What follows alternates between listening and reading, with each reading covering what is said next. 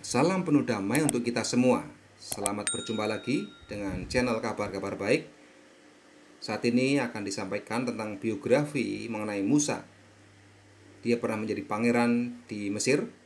Dia adalah berkebangsaan Israel atau Ibrani. Kita akan membacakan beberapa ayat yang memungkinkan kita baca, tetapi ada beberapa yang panjang. Kita akan baca sebagian saja dan teman-teman semua bisa menyimaknya dengan pause atau dengan membuka kitab teman-teman. Untuk yang belum memiliki Alkitab bisa download di aplikasi Google Play atau di iOS, tersedia free, gratis ya. Musa adalah keturunan Lewi, anak Yakub. Yakub itulah Israel.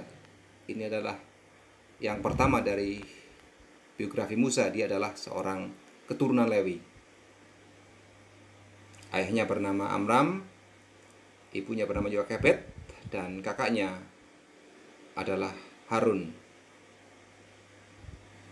Dan adiknya ada yang memperkirakan dia juga sebenarnya kakak, bernama Miriam. Mereka 3 bersaudara, Harun, Musa, dan Miriam.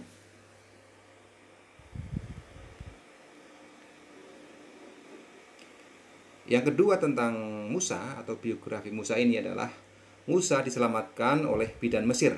Pada saat itu Raja Mesir memerintahkan supaya setiap bayi yang lahir laki-laki dibunuh oleh bidan yang menolong perempuan-perempuan Israel yang melahirkan. Tetapi ada 2 bidan, yaitu Sifra dan Pua, yang menolong perempuan-perempuan Israel melahirkan. Dan pada waktu itu tentu sudah terjadi ya, ada bayi-bayi yang mungkin oleh bidan yang lain ya terbunuh, tapi yang tercatat di Alkitab 2 bidan ini menolong bayi-bayi Israel. Yang ketiga, Musa diangkat anak oleh putri Firaun. Nah, sudah barang tentu ketika dia masuk ke dalam suatu hierarki atau suatu keluarga kerajaan ya, apalagi dia diangkat oleh seorang putri Firaun, dia menjadi seorang pangeran ya. Musa ini yang artinya diambil dari air ya, Musa, dia memiliki status seorang pangeran di Mesir.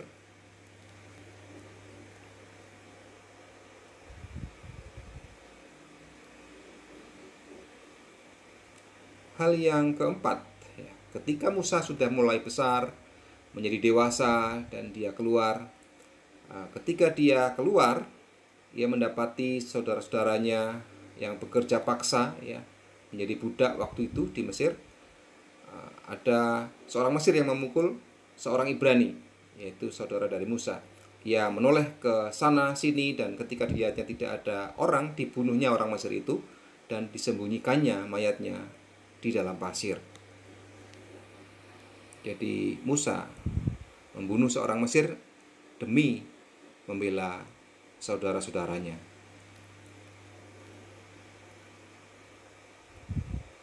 Nah, karena hal itu atau peristiwa itu ternyata ketahuan orang, meskipun Musa waktu itu kan sudah menoleh ke sana sini, tetapi ada orang lain yang mengetahuinya rupanya, setidaknya orang Ibrani sendiri atau orang Israel sendiri, maka kemudian dia ketakutan karena hal ini pun ternyata ketahuan oleh Firaun, dan ada upaya untuk membunuh Musa sehingga Musa melarikan diri ke Midian.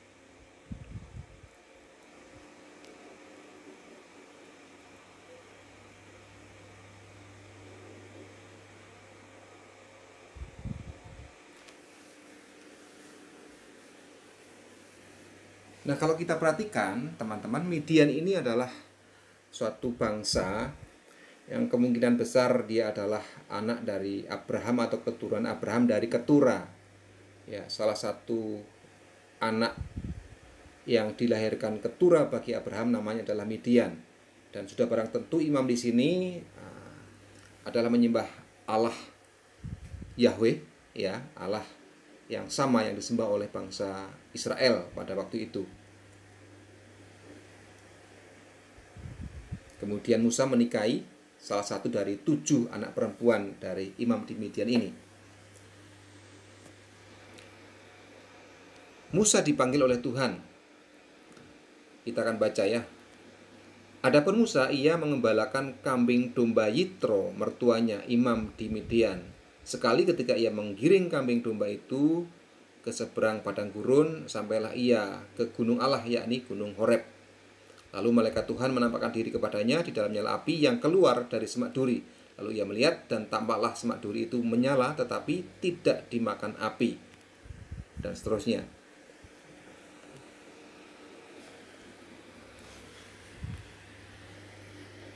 Biografi Musa yang berikutnya, ketika ia sudah dipanggil oleh Tuhan, dia juga diutus oleh Tuhan untuk melepaskan umat Israel, umat yang menjadi budak atau menjadi tenaga kerja paksa di Mesir, untuk membangun kerajaan Mesir, membangun bangunan-bangunan megah yang ada di Mesir pada waktu itu.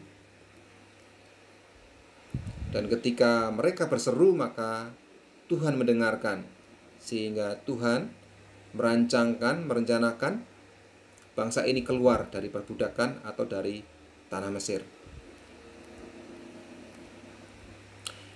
Tetapi hal yang mungkin manusiawi kalau kita pikir-pikir ya, Musa berdalih ya, Keluaran 3 ayat 11. Tapi Musa berkata kepada Allah, "Siapakah aku ini? Maka aku yang akan menghadap Fir'aun dan membawa orang Israel keluar dari Mesir." Ya, kalau kita perhatikan, Musa itu memiliki pendidikan kerajaan Mesir ya. Pendidikan yang diterima juga oleh anak-anak dari Raja Mesir. Pendidikan yang sangat baik tentunya, yang berkualitas. Itu dalih yang pertama. Masih ada dalih yang kedua. Sampai akhirnya Tuhan marah kepada Musa. Kita baca beberapa bagian dari ayat ini. Lalu kata Musa kepada Tuhan, Tuhan, aku ini tidak pandai bicara, dahulu pun tidak, dan sejak engkau berfirman kepada hambamu pun tidak. Sebab aku berat mulut dan berat lidah." Tetapi Tuhan berfirman kepadanya, "Siapakah yang membuat lidah manusia? Siapakah yang membuat orang bisu atau tuli? Membuat orang melihat atau buta? Bukankah aku, yakni Tuhan? Oleh sebab itu, pergilah, aku akan menyertai lidahmu dan mengajar engkau apa yang harus kau katakan." Kemudian di dalam suatu perjalanan ke Mesir dari Midian, dari rumah Yitro, Musa hampir dibunuh oleh Tuhan. Keluaran 4 ayat 24. Tetapi di tengah jalan, di suatu tempat bermalam, Tuhan bertemu dengan Musa dan berikhtiar untuk membunuhnya. Nah, ini ada berbagai penafsiran. Salah satu diantaranya karena anak-anak Musa yang lahir di Midian itu belum disunat. Karena itu di ayat selanjutnya, istri Musa menyunat anak-anaknya. Musa bertemu dengan Harun. Keluaran 4, 27-28. Berfirmanlah Tuhan kepada Harun, "Pergilah ke padang gurun menjumpai Musa." Ia pergi dan bertemu dengan dia di gunung Allah lalu menciumnya. Kemudian Musa memberitahukan kepada Harun segala firman Tuhan yang disuruhkannya kepadanya untuk disampaikan dan segala tanda mujizat yang diperintahkannya kepadanya untuk dibuat.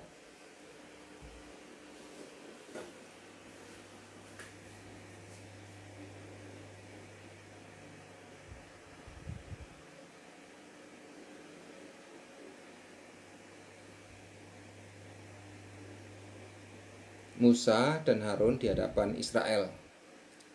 Bangsa Israel yang sudah ribuan bahkan mungkin jutaan ya totalnya kalau dicampur dengan wanita dan juga anak-anak, segala umur, segala gender atau segala jenis kelamin ya dimungkinkan sudah jutaan. Musa menghadap bangsa itu, tua-tua di sana, tua-tua bangsa Israel, dan kemudian bersama Harun juga menunjukkan apa yang sudah dialami oleh Musa, yaitu perintah-perintah dan juga utamanya adalah perintah untuk memimpin Israel keluar dari Mesir. Musa dan Harun menghadap Fir'aun. Nah, sudah barang tentu ini adalah suatu hal yang harus dilakukan ya, sebagai suatu bangsa yang besar ya, tinggal di wilayah kedaulatan Mesir, maka Musa dan Harun menghadap Fir'aun untuk berpamitan sebenarnya itu, minta izin untuk bangsa itu mengadakan ibadah. Tapi Fir'aun berkeras hati dan tidak mengizinkan bangsa itu keluar dari Mesir. Ada beberapa alasan diberikan oleh Fir'aun karena mau meninggalkan tanggung jawabnya ya. Pada akhirnya Tuhan memaksa Fir'aun untuk mengizinkan orang Israel itu keluar dari Mesir dengan berbagai tulah, ada ke-10 tulah, dan yang terakhir adalah anak sulung dari semua orang Mesir dan semua binatang peliharaan mereka mati dibunuh Tuhan, sehingga terjadi kengerian semalaman. Baru Fir'aun mengizinkan Musa dan Harun beserta bangsa Israel keluar dari Mesir. Dan pada waktu itu tidak hanya orang Israel saja, bangsa-bangsa yang lain juga turut keluar. Nah, suatu kumpulan yang begitu besar keluar dari Mesir. Dan biografi Musa berakhir ketika Musa mati di padang gurun. Ya mati, sudah waktunya ya, dengan lanjut usianya, artinya sudah cukup ya usianya, mati di padang gurun Moab atau di tanah Moab sesuai dengan firman Tuhan. Dan Tuhan sendiri yang menguburkan Musa, sehingga sampai dengan saat ini tidak ada seorang pun yang tahu kuburnya Musa. Biografi Musa ini, terima kasih sudah menyaksikan, dan nantikan untuk kisah umat Israel atau bangsa Ibrani keluar dari Mesir dengan berbagai kisah menarik, kisah yang luar biasa, yang bagi orang-orang percaya ini adalah hal yang luar biasa ya, yang kejadian yang luar biasa. Tetapi bagi teman-teman saudara yang belum percaya, mari kita mulai berdoa, bergumul, dan minta terang dari Tuhan yang Maha Kuasa, supaya kita akhirnya bisa mengerti, bisa menjadi percaya bahwa ini adalah hal yang baik, dan bukan sekedar baik tetapi juga hal yang benar. Terima kasih. Salam penuh damai untuk kita semua. God bless you.